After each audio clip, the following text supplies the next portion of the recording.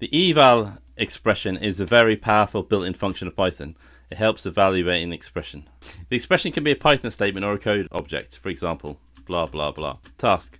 You are given an expression in a line. Read that line as a string variable such as var and print the result using eval var. What it wants me to do is that, which is scary. Let's have a look at another one.